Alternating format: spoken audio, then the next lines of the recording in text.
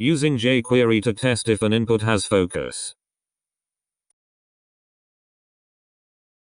On the front page of a site I am building, several divs use the CSS hover pseudo class to add a border when the mouse is over them. One of the divs contains a form which, using jQuery, will keep the border if an input within it has focus. This works perfectly except that IE6 does not support hover on any elements other than anchors. So, for this browser only we are using jQuery to mimic CSS hover using the element hover method. The only problem is, now that jQuery handles both the form focus and hover, when an input has focus then the user moves the mouse in and out, the border goes away. I was thinking we could use some kind of conditional to stop this behavior. For instance, if we tested on mouse out if any of the inputs had focus, we could stop the border from going away. As far as I know, there is no focus selector in jQuery, so I'm not sure how to make this happen. Any ideas?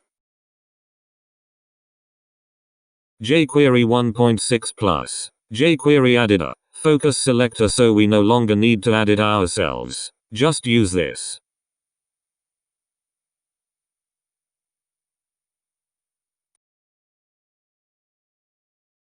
Thanks for watching. Subscribe to learn JavaScript. We have a number of awesome tutorials in the works.